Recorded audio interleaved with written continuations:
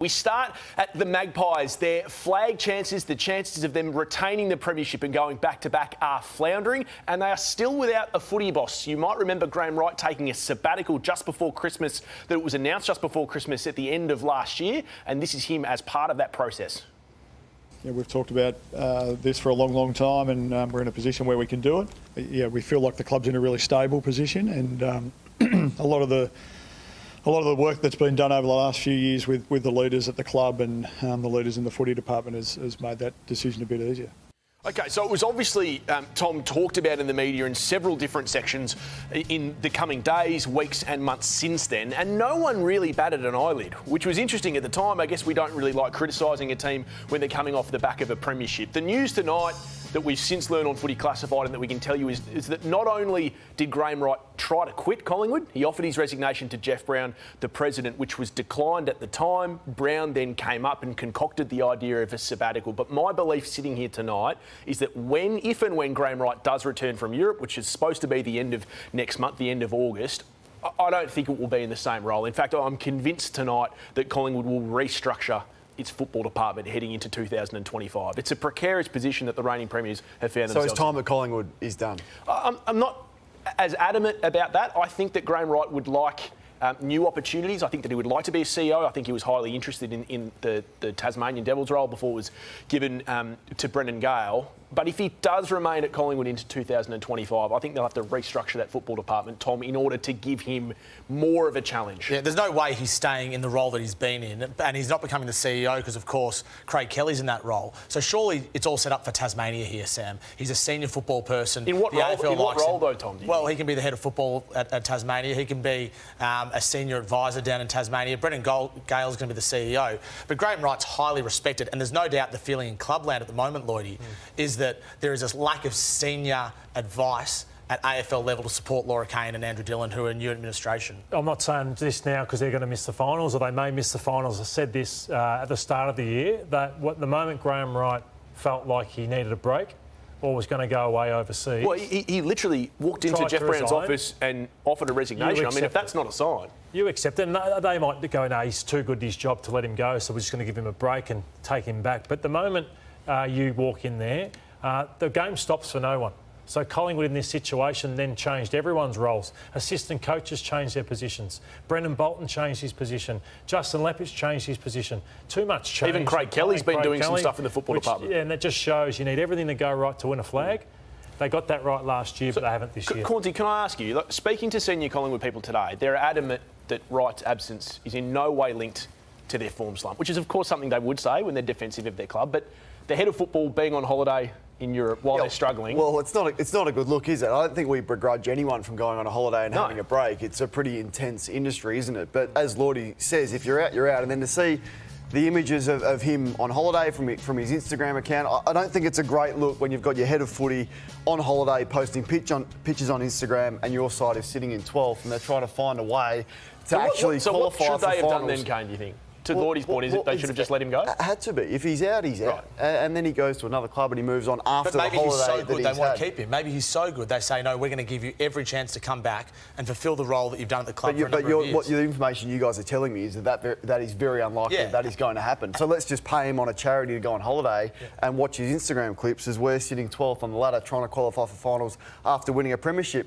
And I just think the coach needs some help as well. So you've definitely noticed the body language of Craig McRae change and shift. And I mentioned this with Darcy Moore yesterday on the Sunday Footy Show. The smiles are gone. So this is earlier on in the year where you're cheerleading on the interchange bench and look, we love this, and they won a premiership. So of course that's never going to be taken off them. But that's at the start of the year. The body language has definitely changed to this.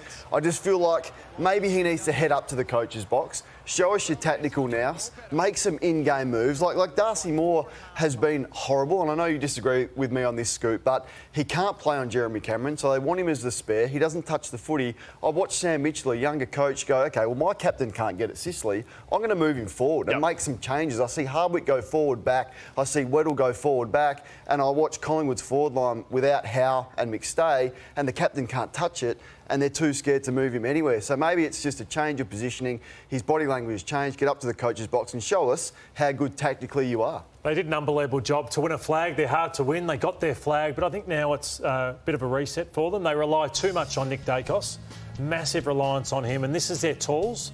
192 centimetre plus. They just made a play for Logan McDonald. Yep. Missed out on him. Of those players, I'd back in Darcy Cameron, Darcy Moore, Daniel McStay and Brodie Myercheck, and the rest Question marks. question marks or VFL players. In that, my opinion. So they've got big holes on there. Yeah, and this is the concern as well, Lordo, because you're worried about their tools, and I'm looking at their midfield going, okay, where's the next generation of midfielders coming through? And I see Scott Pendlebury, who shouldn't be forced to do this. Like, the guy's played 397 games, he's 36, and they're so reliant on him still to go in against more powerful, younger opponents, and he's not in the form that we know that he can be. Now, maybe that's the bicep injury. He hasn't been the same since he's returned from that. But where's Finn McRae? Where's Jordan De Goey? Like, Jordan De Goey's been one of the great teasers, in my opinion. Yep, terrific prelim final that he had and premiership player. You'll never take that away from him. But where's his impact this year? And you're right, if it's not Dacos, who's coming through next? Mitchell is out, and the list of players that they've got, Sidebottom's 33, Mitchell's 31.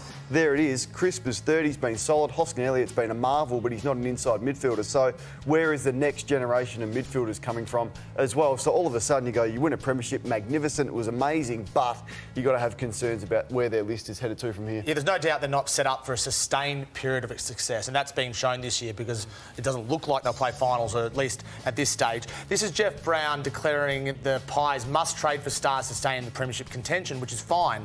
But from a draft perspective, I mean, they missed with Jaden Stevenson in 2017. He was picked 6. They missed probably with Oliver Henry and probably with Finn McRae, who were both in the first round or the top 20 in 2020. So all they're good players, and you don't begrudge these players, but they're taken via NGA, they're taken via father-sons, and they're not actually drafting young superstars to bring through the ranks, Kane. Yeah, and then the trade that they made to get Lachie Schultz in, which I supported at the time. I think we all did. Yeah, I thought this was going to be an excellent recruit, but you look at it 6 months down the track and you go, well, this has been a disaster, really, and they let Ginnivan go. So Ginnivan's about to turn 22 at the end of the year. Schultz is going to be 27, and Ginnivan is producing far greater impact in pretty much every stat there. There's some ones in green there for Schultz, the goals, but other than that, Ginnivan's been a far more impactful player, and he's a lot younger.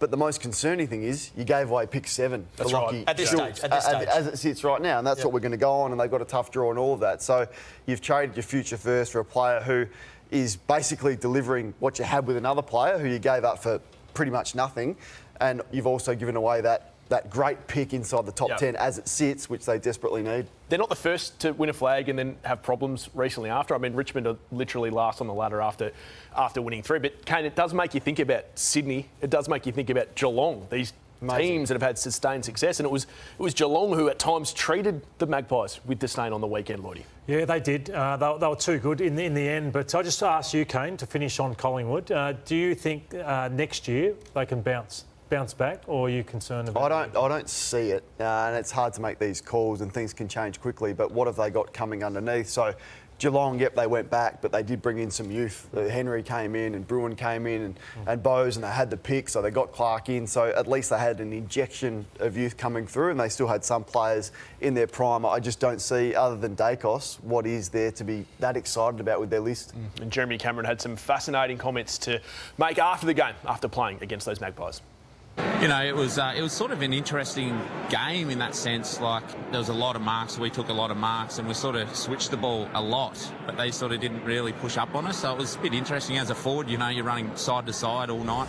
It did surprise me for sure. I didn't really pick that at all. You know, I'm happy to take whoever, you know, they put on me. They obviously put Quaynor on me to just body me and check me all night long, basically, and not really leave my side. But in a lot of ways, I was pretty excited to see that matchup.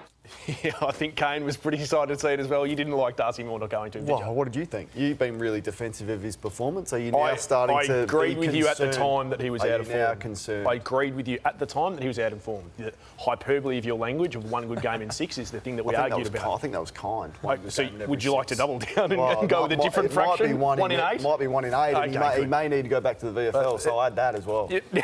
Now you're dropping Drop the captain. Well, it's been done before. It has He been needs done. to find Very some form. I gracious wouldn't me. do that yet. I'd try him forward before that, but he needs to find some touch quickly. Okay, let's move on. And we'll move on into, we just saw highlights of Jeremy Cameron, who the Cats did so well to get into their club. The other one that they're hunting is clearly Bailey Smith. And, Lordo, you and I were part of a pre-match interview with 3AW where their head of football, Andrew Mackey, was asked about him. No, there's no real rules. Look, you've got to be doing your work on all sorts of things. The window, obviously, is post-season in October where you get to move players in and out of your list. Yeah, you're naive to think that you get to a point in start of October and it's like, OK, we've got to push the button on a few things. Have you offered him a contract? No, Sam. You haven't offered him a contract? No, but like I said, we don't go into any detail around opposition players. Oh, come on, Andrew. He's out of contract. He's not playing for the Dogs I really again. love you guys. You're very good. You're asking the right questions. But, you know, It's just our policy, our policy is to not talk about players. But, you know, we understand the interest. Bailey's out of contract.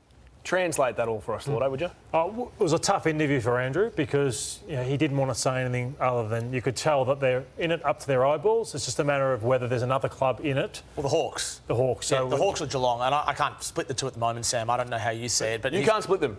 Hawks and Geelong? Yeah. No, can you? Yeah, I'd say Geelong heavy favourites. Yeah, so the Hawks are Perryman, Battle, Bailey Smith. Yeah. Can they land all of them? They're a pretty attractive destination. But is that how much money they've got? No, they've got. Don't worry about money. Yeah. They've got more money than God. So you think Bailey Smith is more keen on the Cats than the Hawks? Yes, I do. Okay.